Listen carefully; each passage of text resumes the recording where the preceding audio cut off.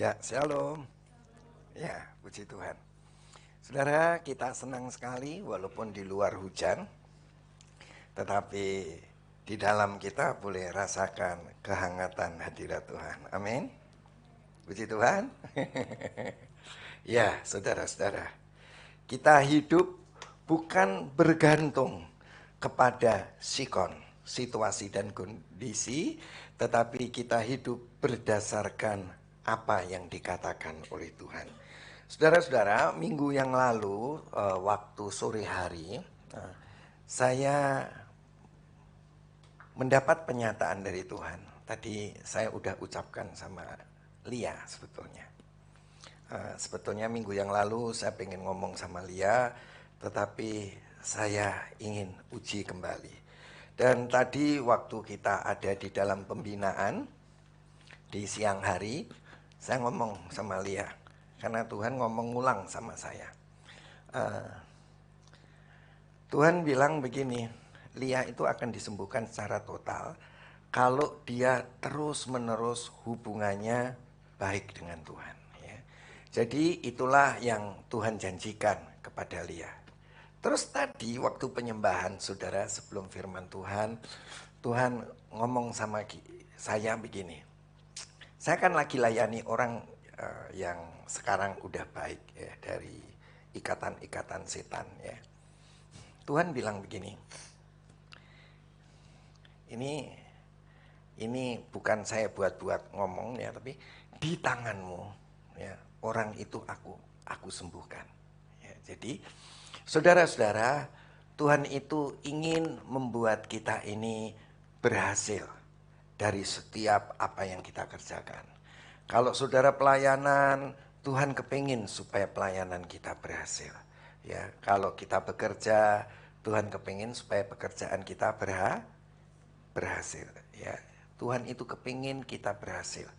Tuhan itu ingin kita menjadi kepala dan bukan jadi ekor. Dan Tuhan pengen kita naik terus dan tidak pernah turun. Itu janji Tuhan. Nah, saudara-saudara, untuk memproses itu semua, saudara-saudara, Tuhan akan memproses kita melalui yang namanya penderitaan. Bisa dilihat tim ini. Wes, ini kamu rekam nggak, Wes? Sebabnya nggak kelihatan di sini. Ya, puji Tuhan. Ya, saudara-saudara, judul atau tema khotbah kita pada sore hari ini, proses pembentukan karakter. Jadi Tuhan itu kepingin kita jadi anaknya, itu bukan soal kita diberkati. Tetapi ini adalah masalah bagaimana supaya saudara punya karakter seperti Tuhan. Bukan soal berkat. Berkat itu mengikuti kita. Berkat itu mengejar kita. Berkat itu menyertai kita. Berkat itu mengejar kita. Supaya berkat itu mengejar kita, kita harus punya karakter seperti Tuhan. Ya, ngerti ya saudara ya? Kalau saudara nanti udah punya anak, saudara, anak itu nggak usah ngasih apa-apa ke kita, ke orang tua. Ya, saya nggak kepengen anak saya ngasih apa-apa. Yang penting dikasih apa, Ren? Karakter. Ya. Kita nggak perlu dikasih apa-apa sama anak. Yang penting anak itu punya karakter. Seperti siapa? Seperti Tuhan. Minimal seperti bapaknya. Ya. Jadi saudara-saudara, saya nggak pernah mengharapkan anak saya mau ngasih apa-apa. Gitu. Ini benar nih tulus. Dari hati yang paling dalam. Saya kan punya anak 2. Saya nggak pengen saya menerima apa-apa dari anak saya. Yang penting dia punya karakter seperti itu. Tuhan memiliki karakter seperti Tuhan. Itu adalah cita-cita Tuhan. Ya, jadi saudara, Tuhan itu ingin supaya kita itu punya karakter seperti Tuhan. Enggak usah saudara ngasih apa-apa sama Tuhan. Tuhan bilang apa?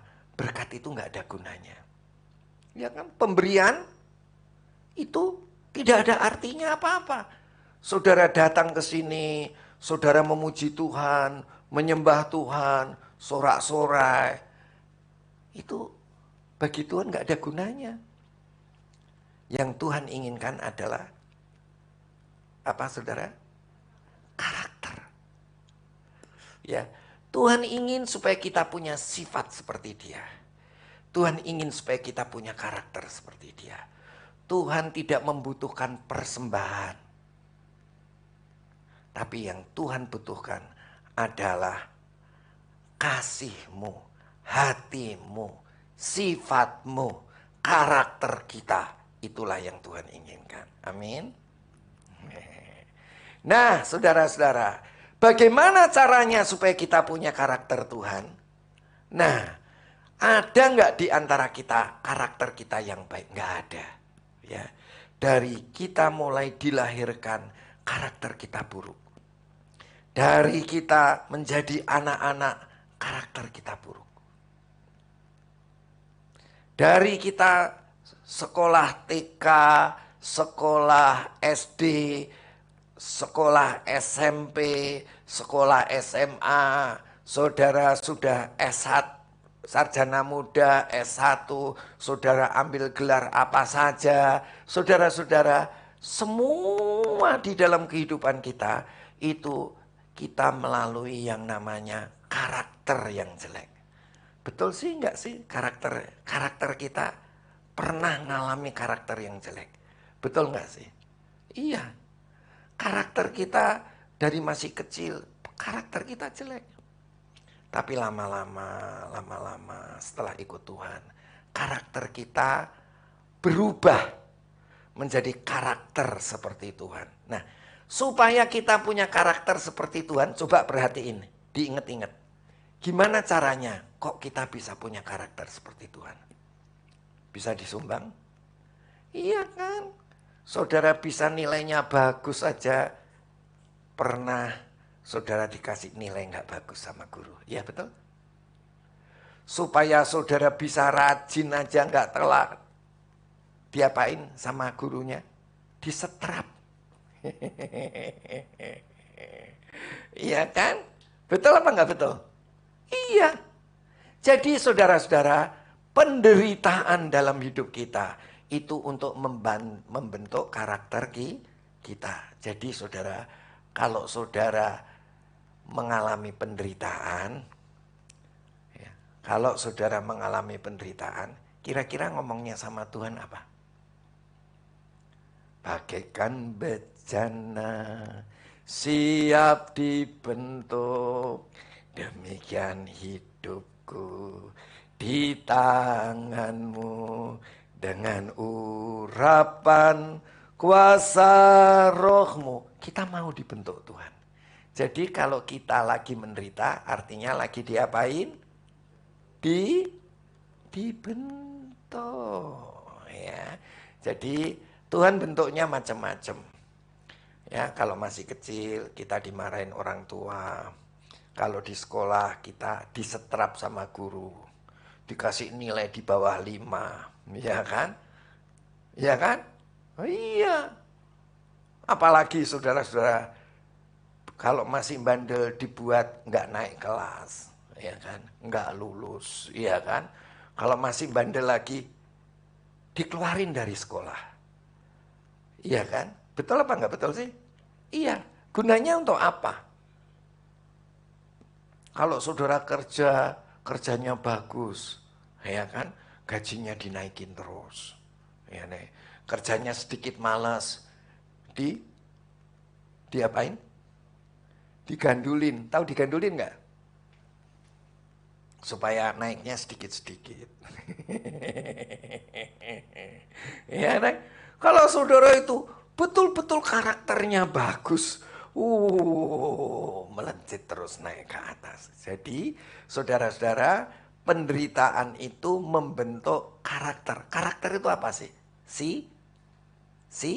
Sifat kita. Ya kan? Ntar, saudara kan sudah nikah. Ada yang sudah nikah, ada yang belum nikah.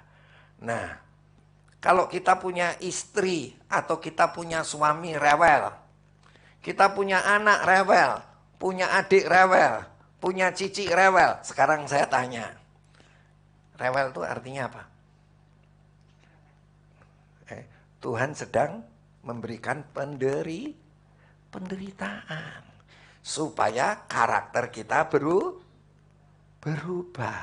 Ya, ya, oke. Sekarang kita mulai lihat. Ya, kita akan lihat saudara-saudara mengenai daftar isi. Daftar apa yang akan kita bicarakan. Ya, hari ini kita membahas mengenai penderitaan yang untuk mengubah atau membentuk karakter kita. Kelihatan ya saudara ya? Ya. Kita menderita. Nomor satu, menderita. Supaya kita, karakter kita berubah. Mana ada kata-kata berubah? Apa ini tulisannya? Inilah. Tekun. Ya. Karakter yang berubah adalah karakter yang tekun. Ya. Saudara kalau tekun belajar itu namanya karakternya berubah. Ya kan. Ini lagi, ini lagi. Itu namanya karakternya buruk ya. Orang yang karakternya cap jempol adalah orang yang ulet. Orang yang terus-menerus melakukan sampai namanya berhasil. Ya. Jadi, saudara ingat di sini kita ada 4 poin. Poin yang pertama adalah penderitaan supaya menghasilkan karakter. Penderitaan untuk menghasilkan sifat atau karakter Tuhan dalam kehidupan kita. Oke. Sekarang kita akan lihat saudara ya. Di dalam Yakobus 1 ayat 2 sampai 4. Tadi pagi saya tebakin, ya kan? Saudara udah ngerti nggak ini, ya kan? Coba, di dalam Yakobus pasal 1 ayat yang kedua, ketiga dan keempat, anggaplah sebagai suatu kebahagiaan apabila kamu jatuh ke dalam berbagai-bagai pencobaan. Ayo. Apa yang dimaksud pencobaan, Fen? Apa yang dimaksud dengan pencobaan? Ya, tadi kan sudah pagi sudah saya bilang ya, ini tak sisain PR. Coba direnungkan. Apa yang dimaksud dengan pencobaan? Aber. Ya. Apa yang dimaksud dengan pencobaan? Terry yang jauh di sana. Pencobaan. Ayo. Ayo. Apa yang dimaksud dengan pencobaan? Boleh, Ter? Silakan dijawab. Itu kalau kebaktian jangan sambil makan. Kebaktian cuma camuk begitu. Itu namanya tidak kusiapkan hatiku Tuhan untuk dengar firman-Mu nanti saja. Ya, bukan saat ini. Ya. Ya. Orang itu kalau dengar firman Tuhan itu makan firman. Jangan mulutnya kunyap, kunyup. Ya. Ya, makan firman. Telan itu firman. 100% perhatiannya kepada firman. Pikirannya kepada firman yang tertanam di dalam hati. Oke. Anggaplah sebagai suatu kebahagiaan apabila kamu jatuh ke dalam pencobaan. Nah, Jimmy waktu dengar firman Tuhan sambil camuk-camuk makan. Ini namanya ujian apa pencobaan? Nah, kejadian kita terjemahkan sekarang. Ini ujian atau pencobaan? Siapa yang bilang ujian? Siapa yang bilang pencobaan? Nah, si Niko sama Iren bilang, Jimmy sedang mendapat pencobaan. Sekarang saya tanya, Jimmy dicobai oleh siapa? Oleh setan. Setan yang di mana? Tuh di dalam mulutnya sama di perutnya. Ah, lapar ya. Nah, ininya gatel. Nah, ya kan dicobai sama setan yang ada di dalam rahangnya. Dan setan yang ada di dalam perutnya. Oke, jelas ya. Tadi kan sudah dikasih PR kan. Coba setelah khotbah ini, saudara pikirkan apa itu pencobaan. Ya. Jadi ternyata pencobaan adalah karena kita punya keinginan terhadap anggota tubuh kita untuk berbuat dosa, yaitu tidak makan firman, tapi makan makanan jasmani, ya kan? Karena daging kita, tubuh jasmani kita, karena didiami oleh dosa dan didiami oleh iblis, sehingga kepingin makan. Oke, sudah ya? Oke. Jadi Jimmy lagi ngapain? Jimmy lagi dicobai oleh keinginannya sendiri. Kok keinginannya sendiri? Keinginan dosa yang ada di dalam tubuh jasmani. Dosa yang ada di dalam tubuh jasmani itu namanya enak. Enak itu apa aliasnya? Daging. Nah, ya. Kenapa disebut daging? Karena enak. Ya kan? Antonius? Agus? Oh, Agus apa Antonius namamu? Agustinus ya, Antonius kan? Ya kan? Daging itu enak. Ya kan? Kenapa saudara? Coba kalau saudara makan banyak, enak enggak? Enak. Tapi kalau makan jangan banyak-banyak. Kenapa makan jangan banyak-banyak? Ayo sekarang saya tanya. Kenapa kalau makan kita nggak boleh banyak-banyak? Tuhan Yesus ngajari kita makanlah secukupnya. Kenapa? Bisa dibantu saya? Karena kalau makan banyak itu gemuk. Ya, gemuk. Ya. Kalau gemuk itu pertama-tama yang berubah apanya dulu? Perutnya kata Iren. Nah, ya kan? Jadi saudara habis makan lihat nih rata atau sudah mulai cut. Nah, gitu ya. Nah, kenapa orang makan banyak? Ayo sekarang saya tanya, kenapa orang makan banyak? Kenapa Novi? Karena pikiran kita ke arah daging. Apa itu daging? Iblis atau dosa yang ada di dalam tubuh jasmani. Kapan itu dosa dan iblis ada di dalam tubuh jasmani kita? Kapan? Boleh saya dibantu? Kapan? Kapan Lia? Sejak Adam dan Hawa jatuh dalam dosa, maka iblis masuk di dalam tubuh jasmaninya. Ya, dosa masuk di dalam tubuh jasmaninya. Ya, itulah sebabnya seorang pun tidak bisa untuk tidak berbuat dosa. Saya akan jatuh dalam dosa. Saudara juga akan jatuh dalam dosa. Coba, kalau saya dikasihi makanan yang ada kuahnya, ada sayurnya, ada kuahnya. Terus dikasih makan daging yang enak. Saya makan banyak apa makan sedikit? Hah? Makan banyak. Kenapa saya makan banyak? Kenapa saya makan banyak? Karena pikiran saya ke arah daging.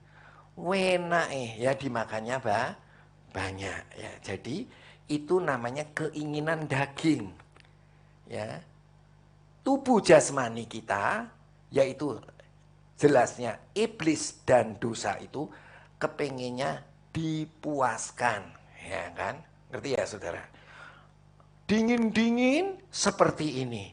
Enaknya tidur di rumah atau kita ibadah? Tidur di rumah. Kalau ngikuti daging, ya, ikuti tubuh jasmani. Coba di tempat tidur kita lanjutlah kurang 5 menit. Lanjut lagi kurang 5 menit lagi. Ya, itu Nathan cucu saya, ya kan? Oma bangunin ya, Oma. Ya. Biasanya bilang apa? Hah? 5 menit lagi, ya. Anak kecil itu baru kelas 3 SD. Bisa tahu 5 menit lagi. Ya kan? Nah, jadi saudara-saudara, kita ini walaupun masih kecil seneten, usianya baru kelas 3 SD. Usia berapa ya? Berapa? 8 tahun. Ya. 10 atau 8? Kelas 3? Ya, udah omanya ngelihatnya masih kecil aja ya kan. Ya namanya cucu kumpul terus ya mikirnya kecil aja gitu ya. Nah, saudara-saudara, jadi kita itu akan selalu pikiran kita ke arah daging. Nah, gimana caranya supaya kita nggak jatuh dalam dosa? Ayo, Tante Vivi. Gimana caranya supaya kita tidak jatuh ke dalam daging? Pikiran kita harus ke arah roh. Ya, jadi selama saudara pikiran saudara ke arah daging, saudara pasti bikin dosa. Kalau enggak ada lah namanya pendeta, enggak ada namanya gembala, enggak ada siapapun. Kalau pikirannya ke arah yang menghinakan tubuh jasmani, pasti berbuat dosa. Jangan saudara bilang, anakku udah jadi pendeta, wis jadi gembala, udah kudus kayak malaikat. Malaikat juga jatuh. Ya, jadi gimana caranya nggak jatuh? Gimana caranya nggak jatuh?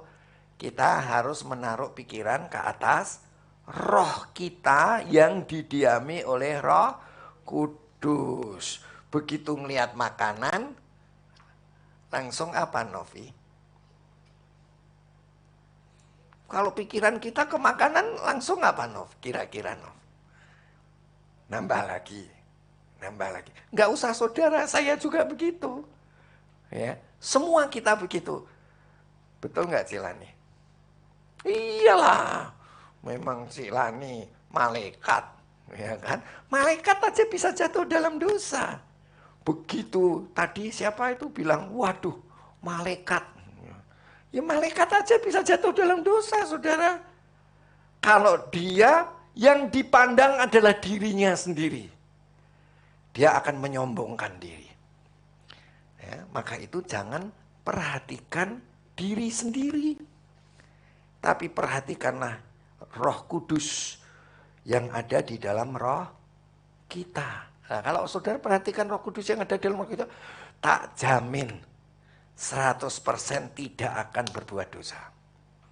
Ya, saudara kan kewalahan kan untuk tidak berbuat dosa kan?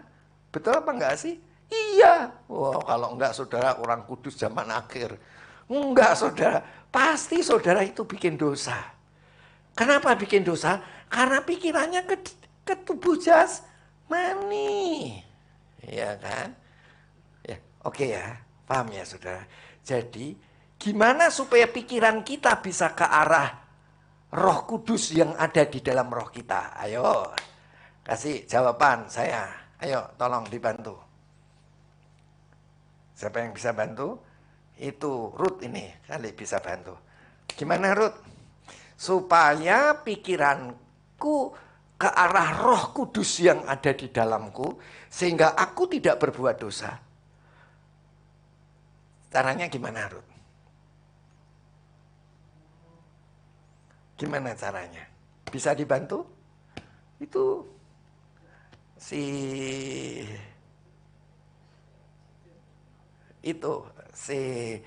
Suaminya Dewi. Hah? Ya. Iya, itu kuncinya. Cuma itu tepuk tangan, ya kan? Nah, saudara mesti belajar nurut Roh Kudus.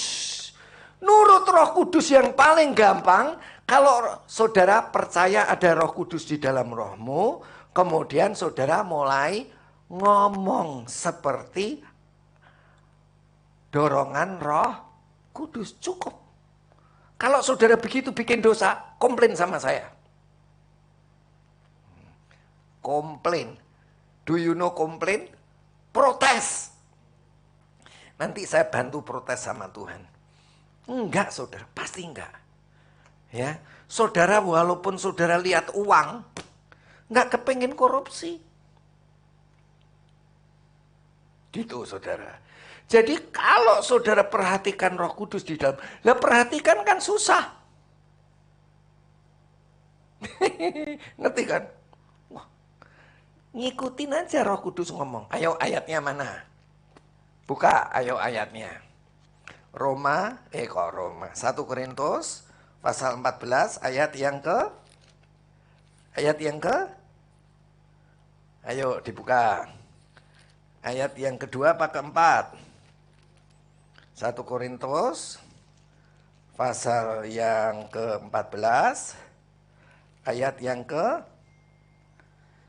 kedua kali. Kedua.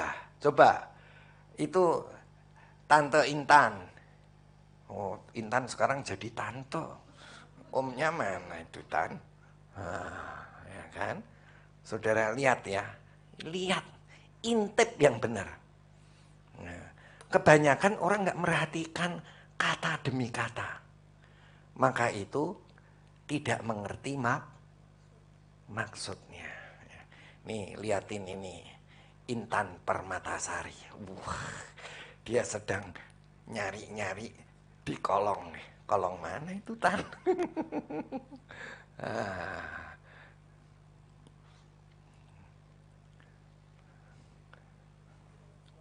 Hah?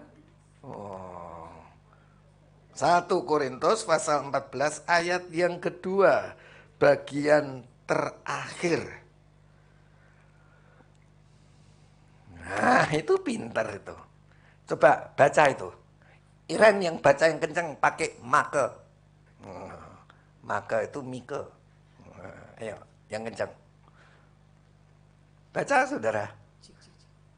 Oleh Roh, ia mengucapkan hal-hal yang rahasia. Ya, kalau saudara nggak mau mengucapkan hal-hal yang dari Roh Kudus, nggak bisa.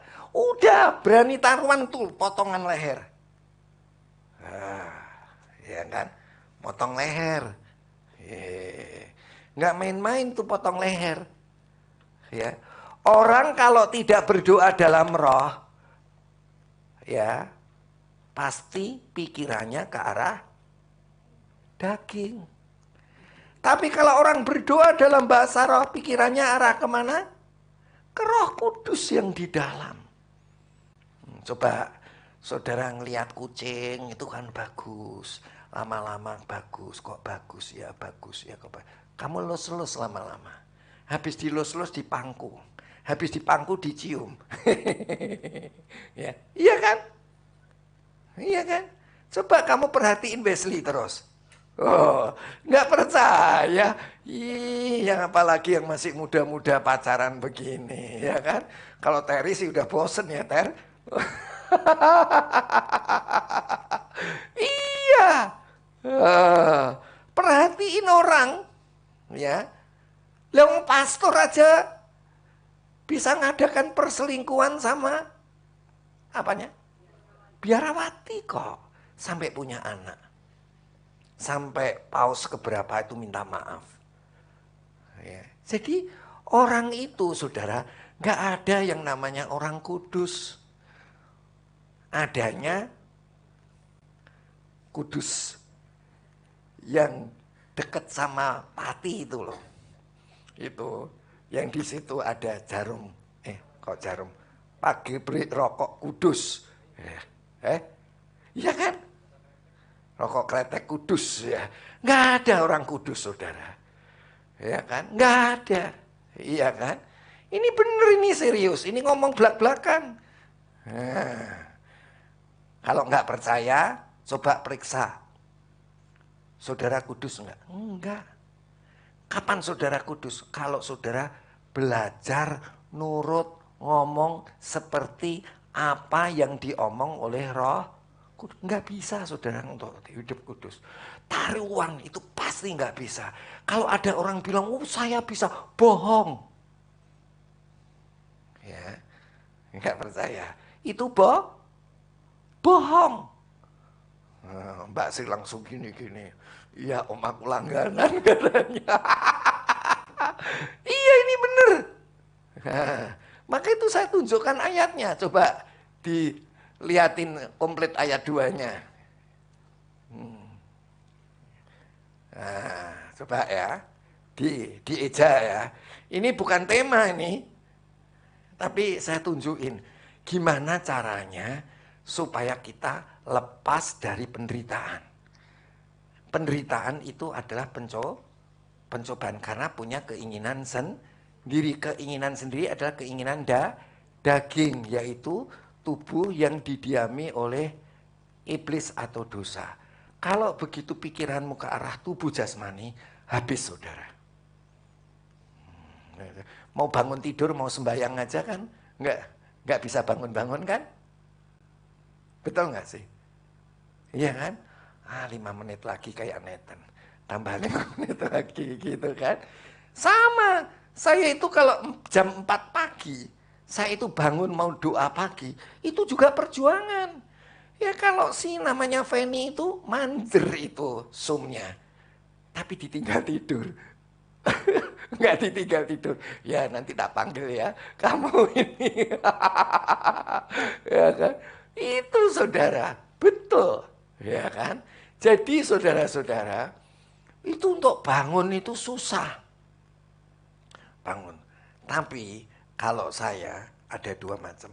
Kalau badan saya sakit, saya berdoa dalam roh sampai badan saya kuat, langsung saya bangun.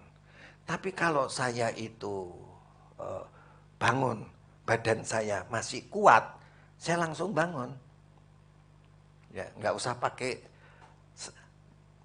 nyetater dulu. Ya, saya langsung bangun. Jadi mau bangun aja susah, saudara. Ya, bener nggak si Andrew? Oh, iya, Andrew ini teman saya. Ya, oke ya. Kita ija ya, saudara. Siapa, ayat 2, siapa yang berkata-kata dalam bahasa roh, nah ini bahasa roh kan, ya, bahasa roh, tidak berkata-kata kepada manusia. Kalau orang berdoa dalam bahasa roh, kamu nggak ngerti yang dimaksud apa, orang yang denger ini juga bingung, ini ngomong apa sih, ngerti kan, paham ya? Ya kan?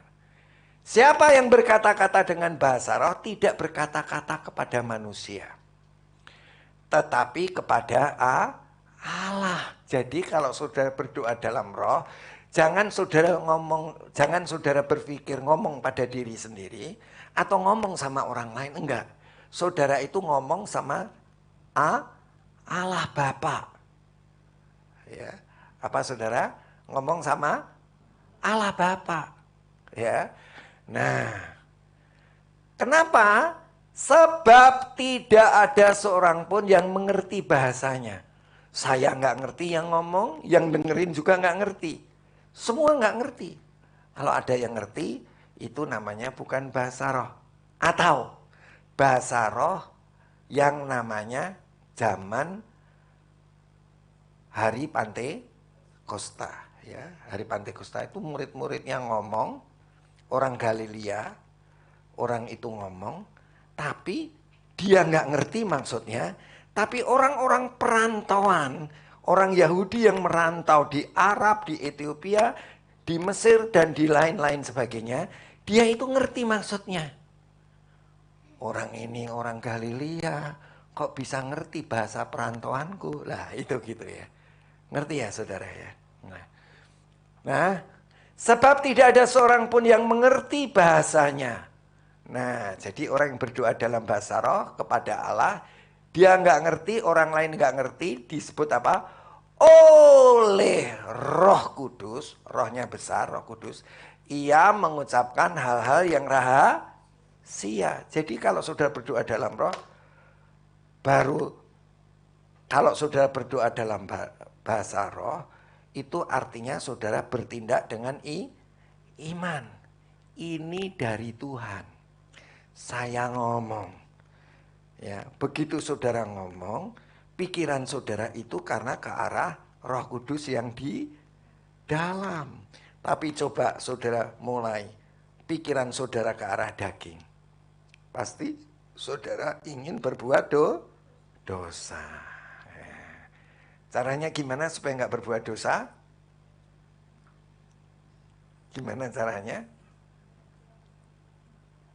Gimana caranya? Pikiran kita ke arah roh, caranya supaya bisa pikirannya ke arah roh, caranya gimana? Berdoa dalam bahasa roh, selesai. Oke. Oke, balikin lagi ke yang tadi. Nah. Oke. Ya. Balik ya, saudara. Jadi saudara-saudara, pencobaan itu mengakibatkan penderitaan. Pencobaan itu dari mana?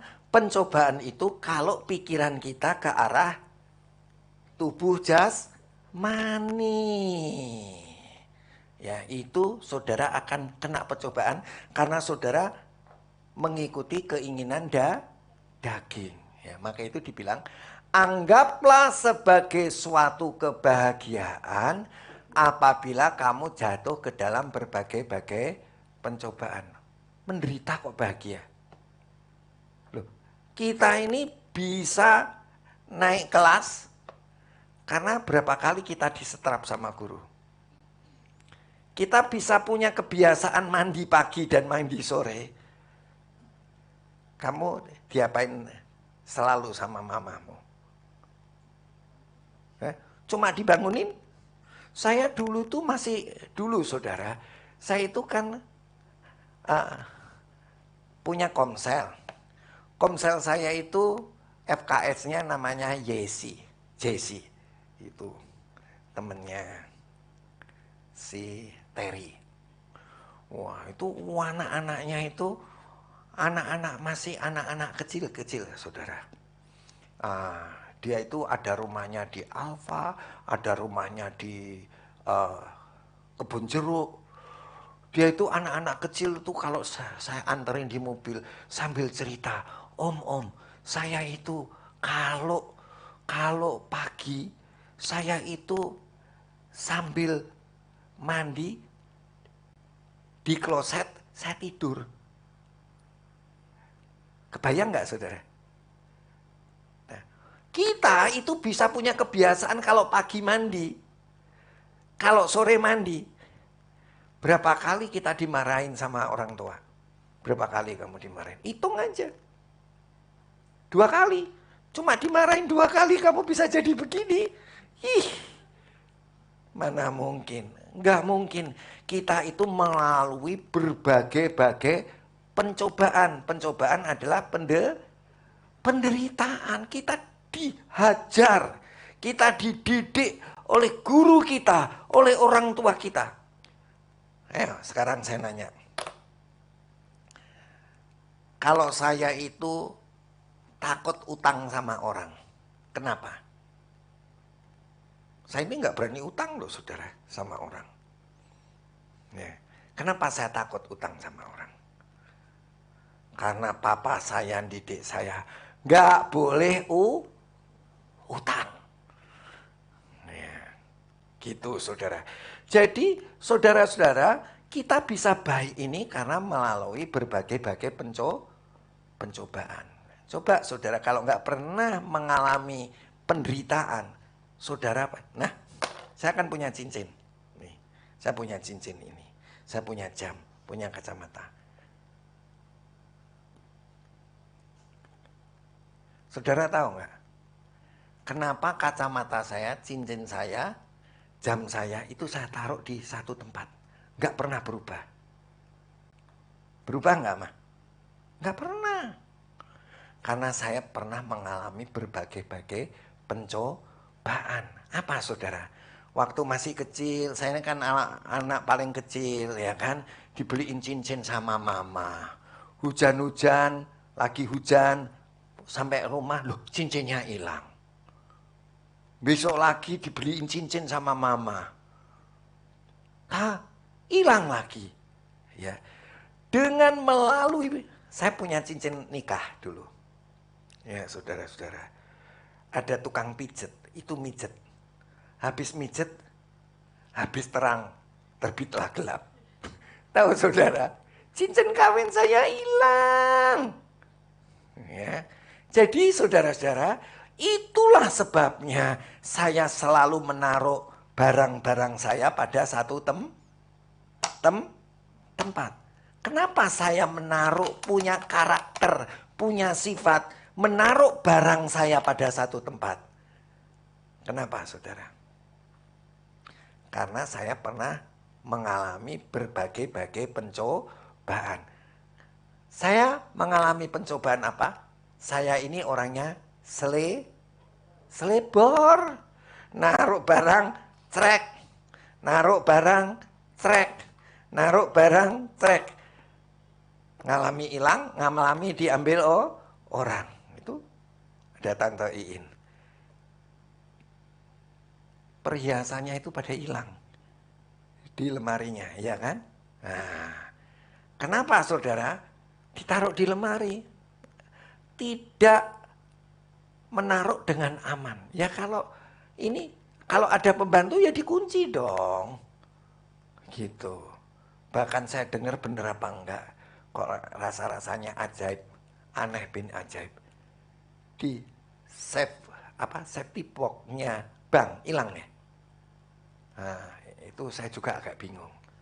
Ya, kalau memang betul. Ngerti ya, safety box-nya bank bisa hilang. Hilang betul atau Iin yang LUPA. Nah, yang itu yang saya agak bingung ya. Jadi gini saudara, kalau kita punya karakter yang baik, kalau kita punya sifat yang baik, karena apa? Kita pernah mengalami apa ini disebut berbagai pencobaan. Pencobaan itu apa? Orang yang mengikuti keinginannya tubuh jasmani, di mana tubuh jasmani ini semenjak Adam dan Hawa sudah jatuh dalam dosa. Bagaimana caranya Tuhan mengatasi dosa dalam daging?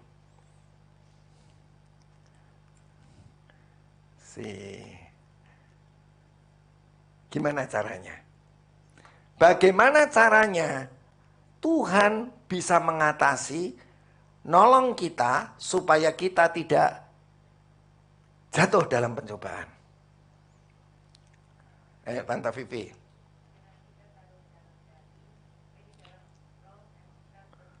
Tuhan menebus kita dengan darahnya. Begitu kita ditebus kita ditebus dari dosa dan dari iblis, ya, begitu ditebus, kita dibenarkan. Sudah benar? Belum. Tapi kita baru dibenarkan. Baru dibenarkan itu seumpama apa? Saya punya cucu. Cucu saya nakal kayak apa? Ya wis nggak apa-apa. Wong jenenge cucu. Ya, ngerti ya saudara ya? Mau mecahin gelas ya nggak apa-apa. Namanya cucu. Mau mukulin saya ya nggak apa-apa. Lah wong namanya juga cucu, itu namanya dibenarkan. Jadi ketika Tuhan Yesus mati di atas kayu salib, ketika kita percaya pertama kali kepada Tuhan Yesus, kita disucikan, dikuduskan, dibenarkan oleh darah Yesus. Cuma dibenarkan. Sudah benar? Ini udah benar? Sudah. Soran dungono. Belum benar. Baru dibenarkan. Maka itu kalau dengar firman jangan disambi. Ya kan? Jadi baru dibenarkan. Nah, kapan kita bisa jadi benar?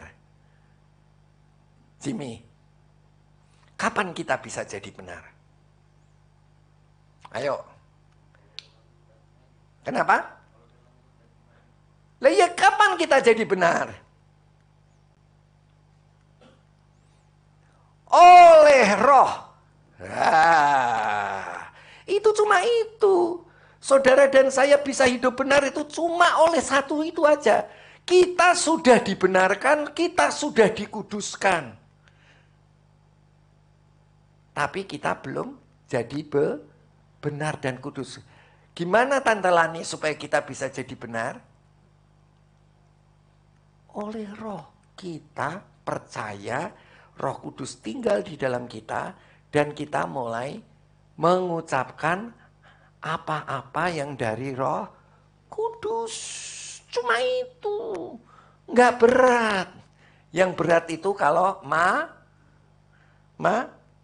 malas atau maling. Malas. Nah, jadi kita semua bisa hidup kudus. Kita semua bisa hidup benar. Nah, saudara, berarti kita lepas dari apa, saudara? Keinginan tubuh jasmani atau keinginan daging, atau disebut kita lepas dari pengaruh dosa dan iblis. Terus dilanjutkan. Ayo. Siapa yang membaca ini? Siapa namanya? Lia. Ayo, silakan Lia.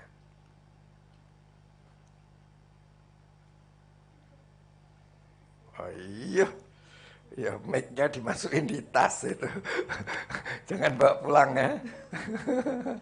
Oke, silakan. Yakobus 1 ayat 2 sampai 4. Ini aja mulai ini. Sebab kamu tahu bahwa ujian terhadap imanmu menghasilkan ketekunan. Stop. Apa yang dimaksud ujian terhadap imanmu? Ujian terhadap imanmu. Tadi kita masuk di dalam pencobaan karena pikiran kita ke arah daging. Nah, sekarang sebab kamu tahu bahwa ujian terhadap imanmu menghasilkan ketekunan. Ujian terhadap imanmu menghasilkan ketekunan. Ujian iman itu apa? Efraim, ujian terhadap imanmu. Kalau saya nanya uskup gimana? Itu Antonius itu adalah, Agustinus itu adalah dulunya seorang filsafat. Dia hidupnya nggak karu-karuan, punya banyak perempuan. Tapi begitu dia kenal Tuhan, dia langsung jadi uskup. Jadi Agustinus ya, itu orang hebat itu. Ya kan? Ayo Agus, ujian terhadap imanmu menghasilkan ketekunan. Ayo, apa itu maksudnya? Ujian terhadap imanmu, udah kurang 5 menit selesai. Ayo cepat Gus. Ujian terhadap imanmu menghasilkan ketekunan. Ayo. Itu yang di belakangnya. Ayo, kamu baca orang hebat ya. Kok susah. Ujian terhadap imanmu menghasilkan ketekunan. Iman itu apa? Iman itu adalah yakin, adalah percaya telah menerima. Nah, jadi percaya telah menerimamu itu diuji. Kalau saudara sakit, kamu diuji imanmu. Imanmu bilang apa? Aku telah sembuh. Lihat badan sudah sembuh belum? Belum. Aku adalah orang yang berhasil. Besok lagi masuk di kantor masih jadi staff. Iya kan? Lah, itu namanya ujian iman. percaya telah menerima itu harus diuji. Jadi kita sebagai anak Tuhan, percaya telah menerima itu harus diuji. Ngerti ya saudara? Ya, percaya telah menerima harus diuji. Loh, ya kan? Saya sakit. Saya percaya telah menerima. Kok besok masih sakit lagi? Saya punya iman. Percaya telah menerima. Kok masih sakit lagi? Saya percaya telah menerima. Loh kok masih sakit? Saya percaya telah menerima. Kok masih sakit? Itu namanya diuji. Yang diuji apanya? Imannya, percaya telah menerimanya. Maka itu tadi si Fanny saya sindir. Walah, Fan, saya bilang. Lu anak Tuhan kok sakit. Percaya telah menerimanya apa, Fan? Sembuh. Jangan anak Tuhan sakit. Dirasa-rasa no dosa dalam daging tubuhnya sakit, Fan. Oh iya, sakit ya. Ngeliatin, dirasain badannya lagi sakit, Fan. Oh, sakit ya. Oh iya, sakit. Nah, imannya di mana? Iman adalah percaya telah menerima. Kalau saudara nggak bisa jongkok, jongkoklah. Kalau saudara nggak bisa berdiri, berdirilah. Kalau saudara bodoh, kuliah. Uji apakah saudara itu percaya adalah sudah dibuat Tuhan jadi pandai besi. Pandai. Ya, mesti diuji. Itulah namanya iman. Ya. Oh. Saya ini udah umur 71 saudara masih kuliah. Ya kan? Si kuliah saudara. Saya menguji iman saya. Percayakah saya sudah menerima? Oh, keren kan? Begitu saudara. Jadi iman itu adalah percaya telah menerima. Percaya telah menerima itu diuji. Dikasih suruh baca buku, ya buku dibaca. Dikasih soal setiap kuliah, ya udah dikerjain. Kadang-kadang ya kepengen nangis. Ya kan? Tapi gimana? Namanya percaya telah menerima itu diuji. Gitu, ya kan? Jadi saudara, kalau saudara lihat saya itu di kamar itu bukan tidur saudara. Saya baca. Kalau nggak baca ngerjain. Percaya telah menerima. Maka itu Efraim mau kuliah, saya bilang, nih kamu mau kuliah, ya kan, tak kasih contoh, Sukma, ya kan, kuliah baru tingkat 2 keluar, ya, karena dia tidak punya imannya tidak teruji, ya. Percaya telah menerima haruslah orang yang teruji, ya. Kalau saudara sakit, udah dokter bilang sakit, ini nggak bisa disembuhkan. Jangan percaya kata dokter. Percaya kata siapa? Percaya kata Tuhan. Percayanya telah menerima. Nah itulah saudara. Jadi begitu tuh menderita enggak?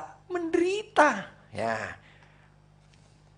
Tapi kalau kamu percaya telah menerima, kamu itu menghasilkan apa? Ketekunan. Kamu bisa tekun. Jadi lain kali punya masalah, percaya pasti. Semuanya pasti jadi. Saya saja. Nah, saudara akan punya karakternya namanya apa? Tekun. Ya, kalau saudara itu tekun, itu namanya punya karakter Tuhan. Tuhan Yesus mati di atas kayu salib, terima itu namanya penderitaan. Dia tekun. Walaupun dia sudah mati, dia dibangkitkan. Karena dia percaya telah menerima. Dan biarlah ketekunan itu memperoleh buah yang matang, supaya kamu menjadi sempurna dan utuh dan tak kekurangan suatu apapun. Amin. Terpaksa parkir di sini ya. Mari kita masuk di dalam perjamuan kudus.